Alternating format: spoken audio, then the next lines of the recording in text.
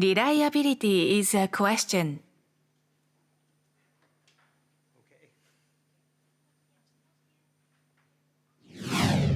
David N. Blank-Edelman.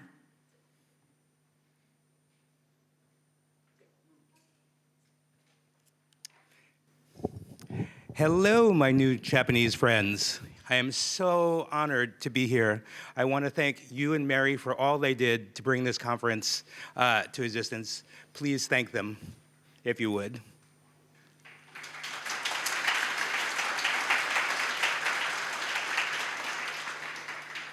So as you've probably figured out by now, I don't know very much Japanese, and you wouldn't want to hear the Japanese I know. So I appreciate you being willing to hear this in translation. And I'm hoping that we'll have a chance, all of us, to talk together later. I have good translation technology and would love to chat with you afterwards. So tonight, or today, we're going to be talking about questions. And in fact, what I'm trying to do as part of being inclusive is I'm going to be looking at some of the questions that some people ask about reliability, that people have asked to me, and teach you how to ask better questions. We're going to take the questions apart. We're going to figure out how they could be better. We're going to figure out what questions we should ask instead, and that will hopefully get you to a much deeper place when it comes to SRE. And if you've been doing SRE for a while, I think you'll find some of these questions sound very simple, but you know from your experience that they're not as simple as that. And just in case you're concerned, I will indeed be paying the AI tax. That's the thing that says that I'm required to talk about AI sometime during this talk, and I promise you that I will get to AI later, towards the end. Okay, so let's begin. I thought that of any of the people in the world who would appreciate starting with some poetry, it would be the Japanese folks that I have met. And so I want to show you this, and then I'm going to read it in English because I don't know this Japanese. I don't know how easy it will be for you to read from this distance, but perhaps you'll be able to hear it in translation. I don't trust the poetry of the AI translation. I should also say that I get very excited when I talk, which means I'm probably going to talk quickly, which means if you see that the AI translation is starting to have smoke coming out of it, you should make the international sign for slow down. And I will do my best to slow down. Hopefully that makes sense. So this is a letter written by the poet Rilke, a German poet, and I think it's a good way to start. Let me read to you this in English because it's the only way I can do it. So, I would like to beg of you, dear sir, as well as I can, to have patience with everything unresolved in your heart, and to try to love the questions themselves as if they were locked rooms or books written in a very foreign language. Don't search for the answers which could not be given to you now because you would not be able to use them, to live them. And the point is to live everything, live the questions now. Perhaps then, someday, far in the future, you will gradually, without even noticing it, live your way into the answers. And so this talk is, again, about questions. There might not be as many answers as you'd like, but if you learn how to make better questions for reliability, I think it will help you. So let's start off with the first one, which is this one right here. How is my something, system, service, et cetera, reliable? And this is my way of trying to talk to you about expanding your idea about what reliability is.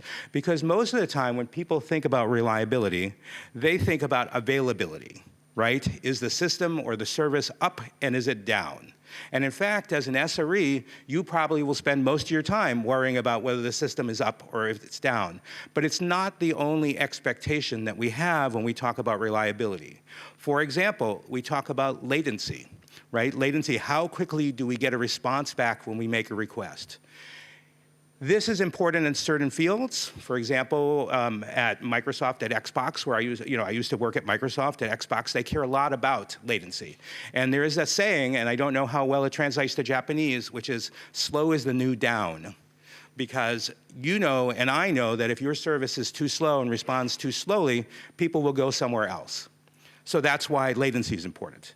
But maybe you're dealing with pipelines and you care about throughput. Or maybe you're dealing with batch processing and you care about coverage. Did I process all my data? Or maybe you're thinking a little bit about correctness, which is something that we don't think a lot about. Did my code do what I wanted it to do? And am I measuring that? Then there's fidelity. Fidelity is a little harder to talk about because it's meant to indicate how often do you give the full experience to the customer. So for example, if you watch Netflix and you go to their webpage, on their webpage they have different sections, right? They have recommendation engines, they have what they're playing now, they have what you watched before, and if the recommendation engine isn't working, you don't get a white screen that says, sorry, no movies today. And instead, what they do is they take that part out of the page and put something static there. And so fidelity is asking how often do we deliver the experience we expected to the customer. If you deal with elections or sports scores, maybe you care about freshness. And if anybody in this room deals with storage, you probably care a lot when you write a bit that you can read that bit again later. Now, these are many facets of the same thing, and one thing that's really important about this is to understand, since we want to understand how to think about SRE, is that reliability is measured from the customer's perspective, not from the component perspective. I'll say it one more time, just in case we didn't get it in translation. Reliability is measured from the customer's perspective, not from the component perspective. I would like to do a quiz now. Are the people in this room ready and okay with the quiz? Yes, yes, no, yes, yes. Remember, I can't tell how long it takes for the translation to happen, so I am working with unknown latency here as to how long. So please be nice to me and cheer. Okay, let's assume that whatever you do for a living right now, you've decided to quit your job and you want to join a company that makes tote bags with clouds on them because you hear cloud is going to be a really big thing someday and you would like to start making money from that. In order to do that, you set up 100 servers. And yes, this is 100, and yes, putting 100 of anything on a PowerPoint slide is a big pain, but I wanted to make sure you had the full experience. Now, imagine that something happens at the data center, and there's a power surge, or maybe there's a bad update, and 14 of these machines burst into flame. Okay? So now we have a situation where there are 86 machines working just fine, and 14 of them are broken. Are you ready for your quiz? I don't want to wait on just you to say this, because this is not just for him. Okay, here's your quiz. Is this situation A, no big deal if you happen to be at the beach drinking a fruity drink in a coconut with a paper umbrella? I don't know if this is going to translate. You can stay there and eventually go fix the problem. Or is the situation B, you should walk to your desk right now and go fix on it? Or is the situation C, it's a crisis, and if it's 2 a.m. in the morning, I'm still going to wake up the CEO and the CTO and all the people that are in charge? Okay, now we're going to vote slowly. How many people here in the room today think it's A? Please raise your hand for me.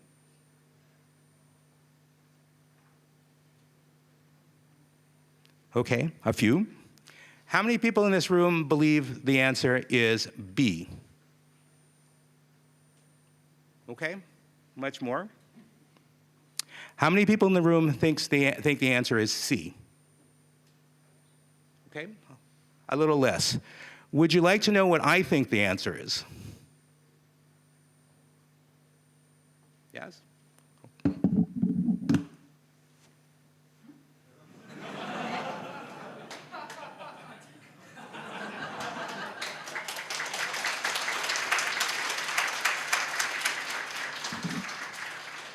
For those of you who can't read English or can't see it from this distance, my shirt says, "It depends."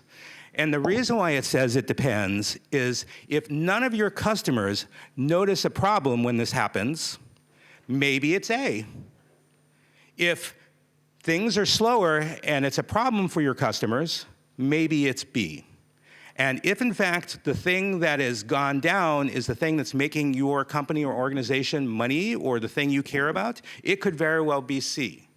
And so what I wanted to say is that your monitoring system would have told you 86 up, 14 down. But that's not what matters. Oops, that's backwards. Let's go forward. Okay, second question. So the question that people ask often in different fields is, how do I get rid of all of my failures or my errors in my system? And to understand why I think this is a problematic question, I want to talk about what the SRE mindset is, the way SREs think, at least the way I think you think. So to my mind, the SRE mindset starts with curiosity. It is all about curiosity. And so specifically, often you'll see us ask the questions, how does the system work? And you'll also hear us ask the question, how does the system fail? And the reason why we ask the question, how does the system fail, is because we want to know, how does the system work? And so it's about this curiosity. And in many ways, I think the mindset is about this question.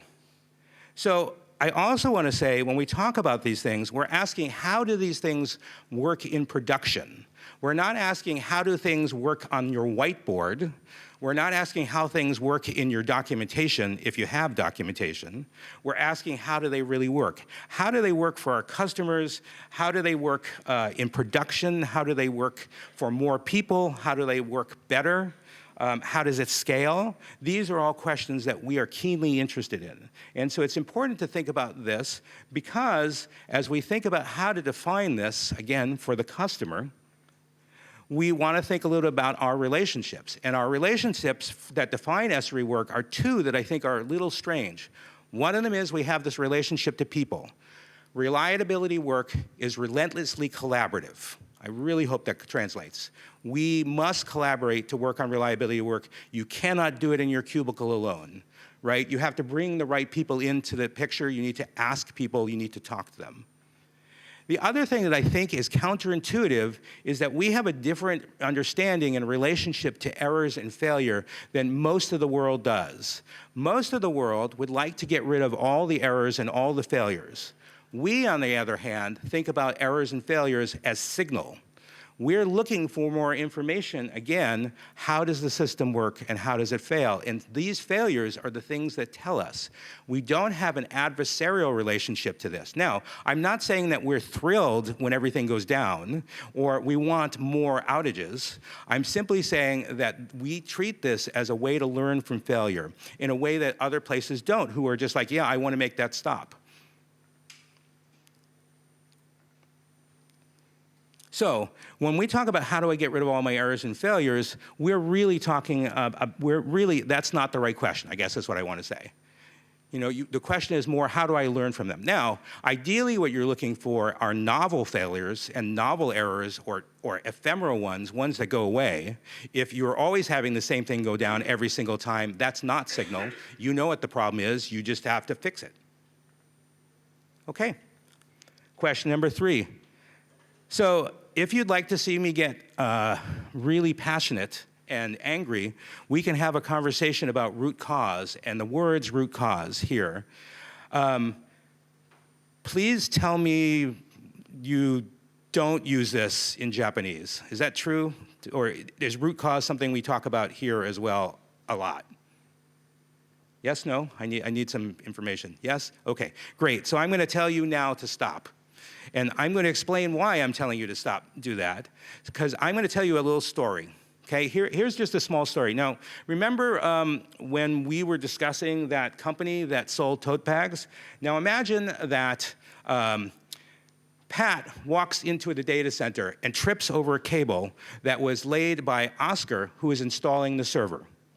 Now imagine that in that process, the database that was running on that server goes down. This database was configured by Susan.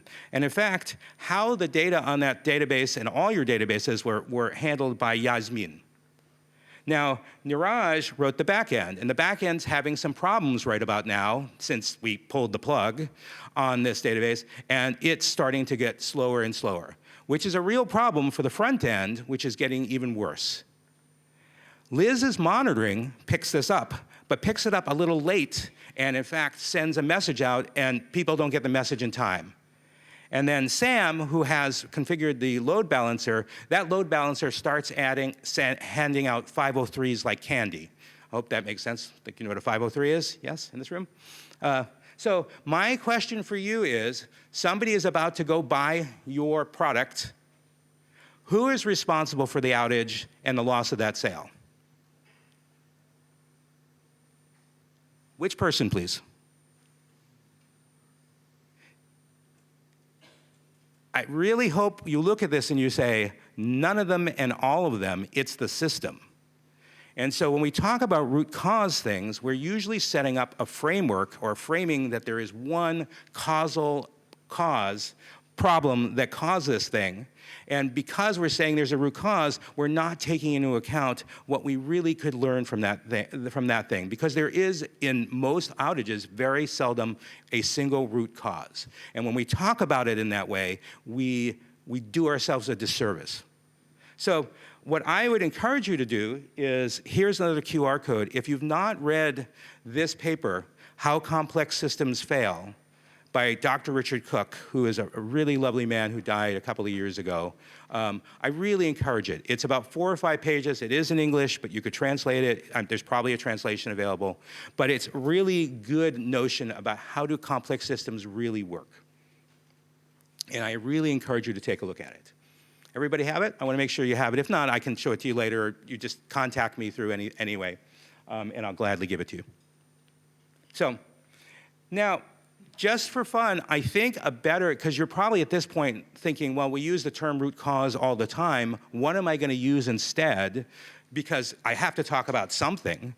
What am I going to say? And I would suggest to you that instead of root cause, it's probably reasonable to talk about triggers. What was the thing that triggered the problem? And it is probably reasonable to talk about contributing factors.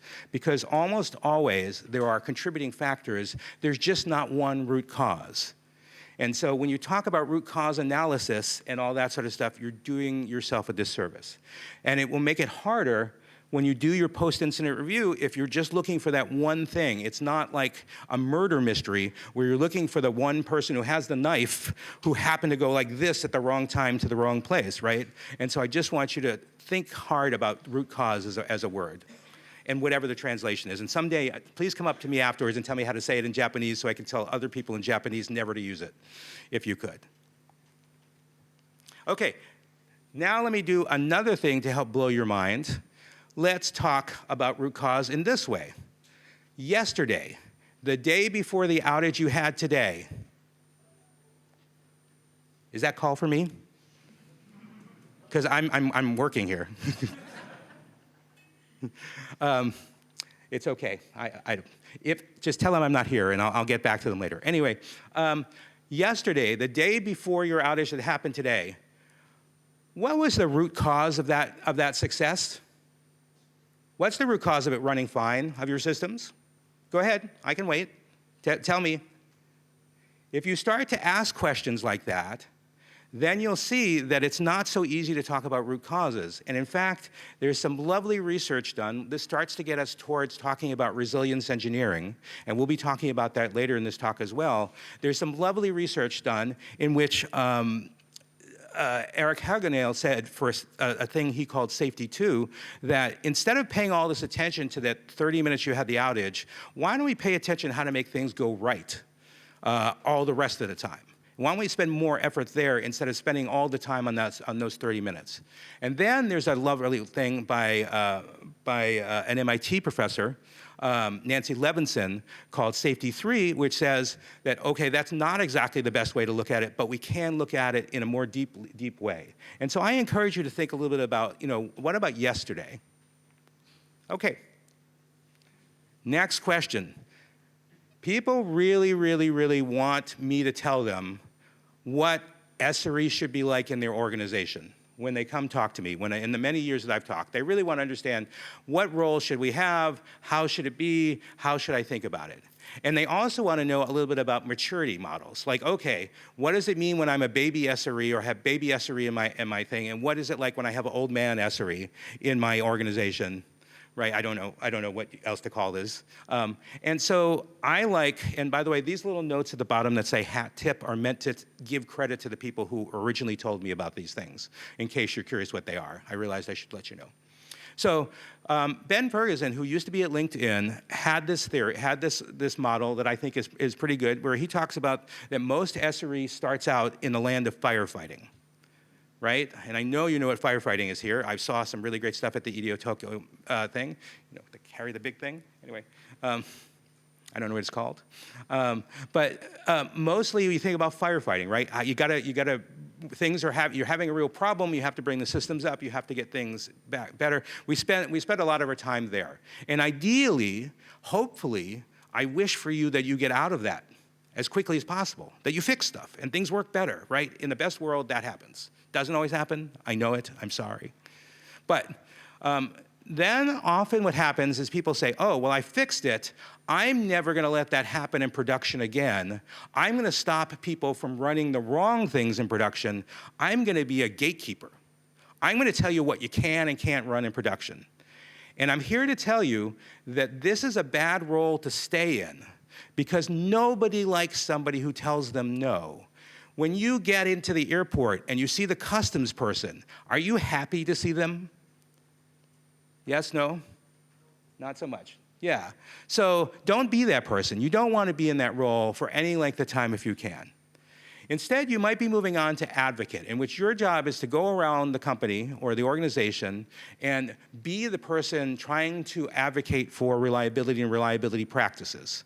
And ideally, you're able to make a change in that world. And this is how this might move on. And then if you get really good at it, people want to partner with you. They want to sit down with you, and they want to make their roadmaps with you. They want to build reliability into what they're building. They really want to come see you, and they're really happy to work with you at that level. Maybe this never happens. Maybe when I say this to you, some of you are thinking that this is like a Miyazaki film. It doesn't really happen. I don't know. But I'm here to tell you that sometimes it can't happen. And then Ben says, but then eventually we all become engineers and everybody thinks about reliability and everything is great. Now, I don't know if that ever happens, but the problem here with this model is that with all, this notion that we might be going from thing to thing to thing, it's not a linear model. This is not the way the real world works. It is never the case that you move there. It is very likely that at some point in time, somebody's going to introduce a new system and you're back to firefighting, right? No matter how much of a partner or an engineer you are, you're back to firefighting. And that's okay. This is the way the world runs. We're in this business. You knew this business. You knew this when you got into this business. So I'm not telling you anything to be surprised at.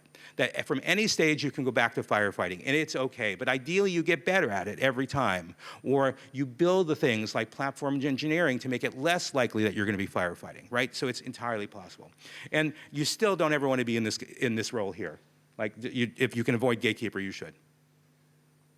Okay, so the answer, I think, really in this case is you kind of want to ask, what role should SRE take in my organization today? What does it need today? That's the answer to that's the question you should be asking, not like, what do I want to be when I grow up, right? Which is often what people are asking when they're asking for a maturity model. That's my opinion on this. Okay, next question. People want often to understand how they talk to the other people in their organization about SRE. Maybe you want budget. Maybe you want to hire more. Maybe you just want to stay employed. Maybe you want to figure out some way to have SRE be a bigger thing in your stuff. And so you're trying to figure out, how do I tell people we should do SRE? How do you sell it internally? And the problem is that we almost always do this wrong. So I want to suggest ways that people do it wrong and suggest that you don't do it those ways. The first thing that I suggest you don't do is become an insurance salesman, where you're like, here's the thing. If we just pay some money to SRE, there won't be a problem. Reliability be good. And you say to people, like, you wouldn't want to have a downtime because downtimes are really expensive, right? So pay for SRE because they're really expensive. It's like bad insurance, right? It's unmaterialized prospective risk where you say vaguely, nice system you have here, it would be a real problem if something happened to it, don't you think? And you hope that they give you money. Don't do that. Instead, it's far better to say, hey, we had this downtime. It took us some work to recover from it, and then it took us even more work to build the reliability so it didn't happen again. Here's how much that cost. How about we say, let's pick a number, and let's use that cost as the basis of our number. So you're an engineer. Do an engineering job with that. It is really, really, really easy to sell a fantasy to management. They would love it if you would simply say to them, just put a dime in the jukebox and you'll get reliability. And 6 months from now, just put another dime in and you'll still have reliability. They would love to hear a story. And if you're in a meeting room and the bosses are nodding and they're looking happy, that you're doing it wrong, often. I mean, maybe you're better at your job. But I'm just telling you that if you sell this fantasy, it's not one that you're going to be able to provide because that's not the way reliability really works. And the other thing that we also talk about is making it a tax. Like, okay, make sure you spend enough money on reliability, like enough money on security, and everything will be fine, right? And it's on top of the things we're building, right? On top of that, we need to add reliability. That's, I don't know how many yen. Okay, great, here's your check. Away you go. But that doesn't work that way. Is there anybody in this room who knows you can't add reliability later and have it go as well as you hoped? Right? Is there anybody? Please raise your hand and we'll have a lovely conversation outside in the hallway and I will tell you the world. Right? It's like security, right? If you say, like, let's add security later, has that worked for you? Anybody? I don't think so. So instead, you have to realize that it's a feature like any other feature in the system you're building. Right? And so that's where being part of the roadmaps is important. The other thing that people like to do is they like to claim or they like to hope that, hey, we're going to bring SRE in, they're going to help make things reliable, everything's going to be great. You won't even notice that they're there. You can barely tell that they're working, right? Because you won't have to do anything different. And I'm here to tell you, it's like going to the gym. It's not painless. It's not invisible, and in fact, they probably won't like it originally when you say, hey, now we're going to do things a little differently. Because if we don't do it differently, we're going to just keep on having these outages. So when you say we're going to do something differently, they might be a little unhappy. And so don't tell them it'll be that easy. And then finally, the other thing that I think that people do is they go to a conference like this and they get so excited for SRE that they go back to their office and they talk to their boss and they talk to the business people in terms of SLIs and SLOs. They're like, oh, I love SLIs and SLOs. We're going to do SLIs. And the thing to understand is that the business people care about business things. They don't really care about your SLI and SLO. They just care, is the cash register running? They just, among other things. I mean, it's not completely true, but you understand, right? And so you really want to go talk to them in their language, just like I'm doing a bad job of talking to you in my language. But you understand, right? And otherwise, you won't understand. So instead, what I want to suggest to you, because at this point, this is like telling you that if you want to take and make Michelangelo's David, do you know the statue? All you have to do is get a big block of marble and chip away everything that's not David, right? Do you know that process? That's not what I'm telling you how to do. Let me tell you how I think you should do it. I think it's just basically, give the truth based on real data in a language they speak, right? It sounds whatever. Some people are taking pictures of this slide. It's interesting to me. I hope this is helpful. I'm more than happy to talk about any of these things much longer, when we have more time to talk. And I'm also happy to give you my slides. And then you can translate it from yourself. I have no problem with that. I want to help everybody. Okay. Did everybody get that? Is everybody cool with that? Yes? Any more pictures? Selfie? Do you want me to do a selfie with the slide? I can.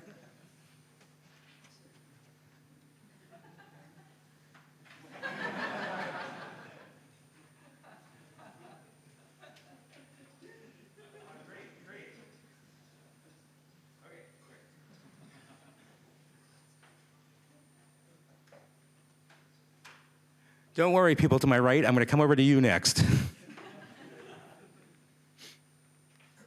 Okay, so now I want to talk a little bit about toil. How do we automate toil? And when I talk about toil, I'm using the SRE definition of toil. It doesn't mean just the things we hate to do, right? I'm not using the colloquial version. Again, I need to learn these in Japanese. But this is my way of, for fun, inserting instead AI into this. Let's say, how do we automate AI away, use AI to automate away toil? Now we get to talk a little bit about AI, but I want to talk about AI once I define toil in a fundamental way. I don't want to tell you my opinion. This can be a whole other talk if you want, but my opinions about where it's going to go and how great it is and et cetera. I want to talk about some of the questions that will help you understand how to think about it when it shows up on your doorstep, even though it's already there.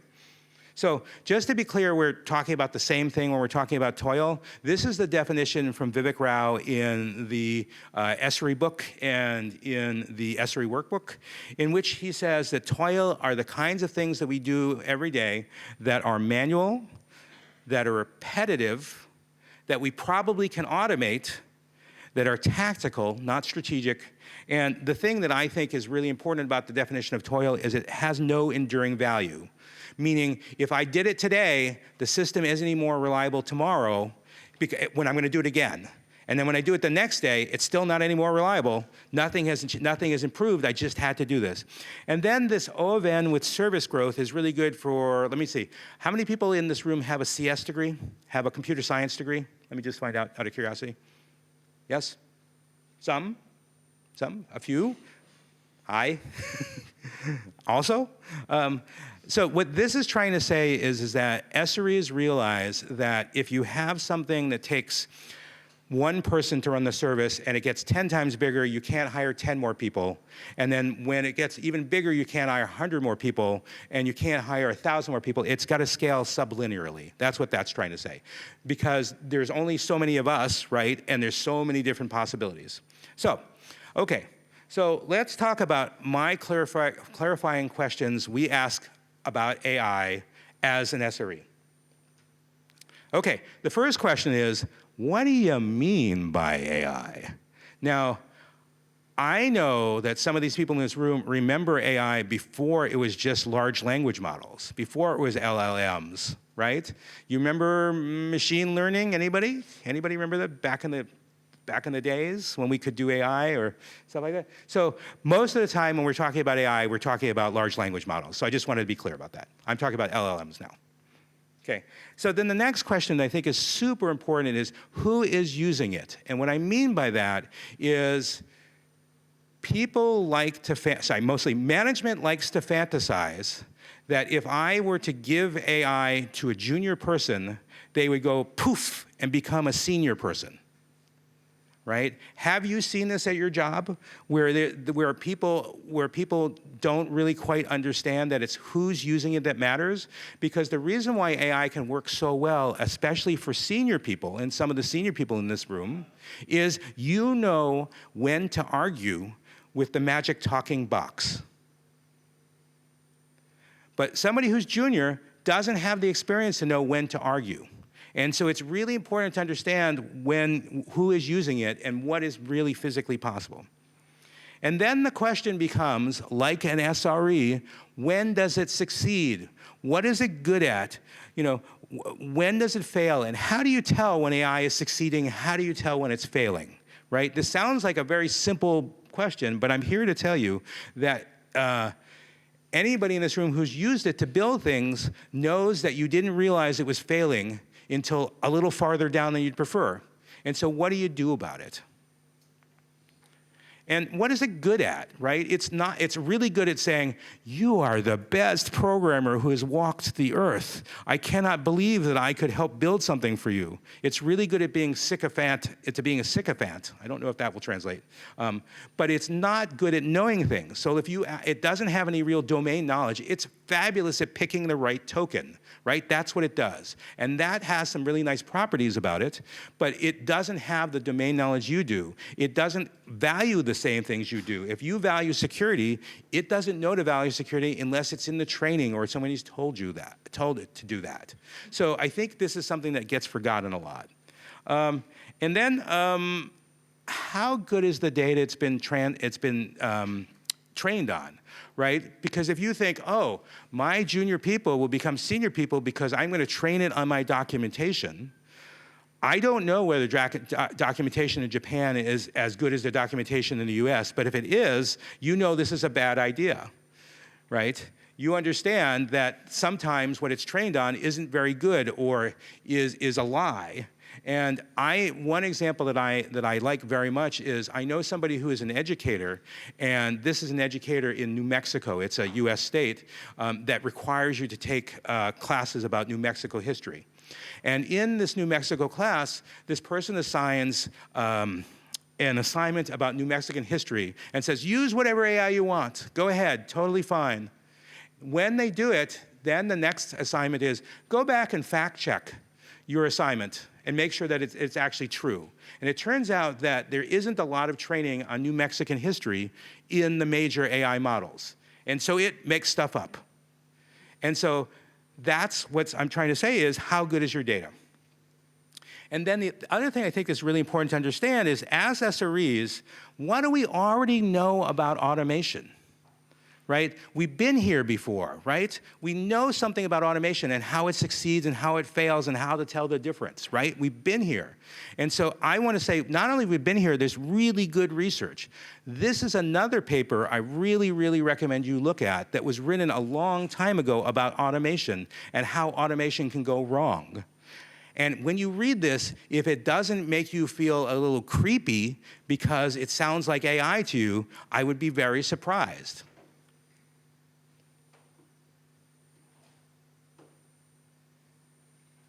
Everybody got it? If not, again, I can give the slides and start fine. But it's a really lovely thing, and it's really well done. Okay, great. Let's do the last part here. I have another couple of minutes left.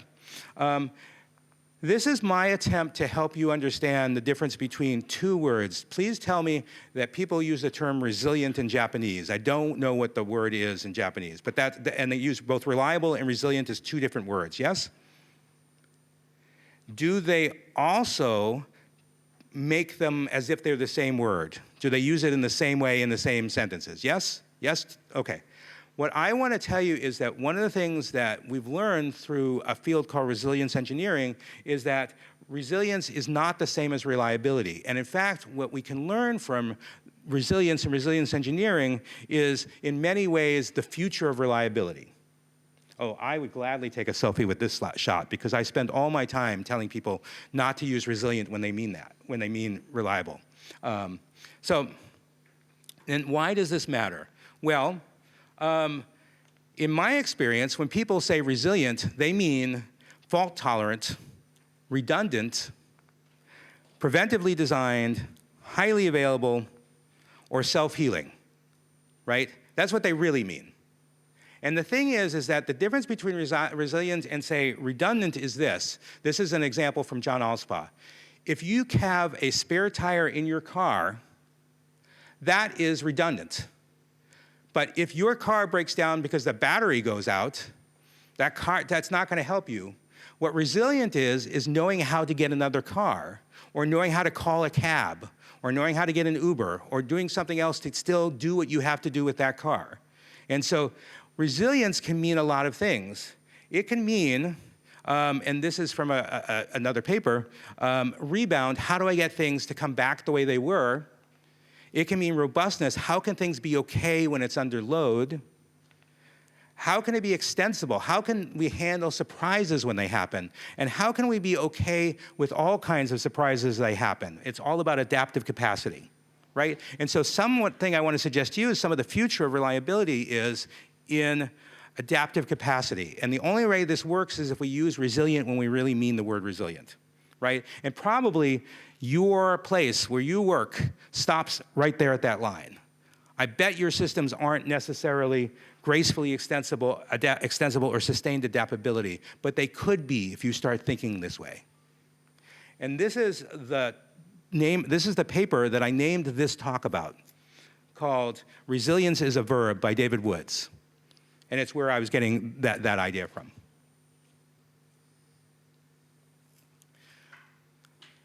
Okay, my friends, I'm going to let you done. We're coming very close to the end. I'm sorry, I realize I'm going to be a couple of minutes late, but this because I'm speaking slowly for translation. So now we come to the end. My goal is to help you think a little about the questions that you're asking, how to make them better, how to think about them. Reliability, to my mind, is about the questions we ask. These are some of the questions we asked today. I think you probably have questions. If some of your questions included, how could I show David around Japan for the first time on Sunday or Monday? That's good. That's a good question. Or if you're thinking, gosh, it would be really great if I could get this guy to work with me or to come to Japan to talk to my company. Well, good news. Good news for somebody. I'm hoping that you'll come ask me questions at the Ask the Speaker, which is where I'll be after this and any other time. So with this,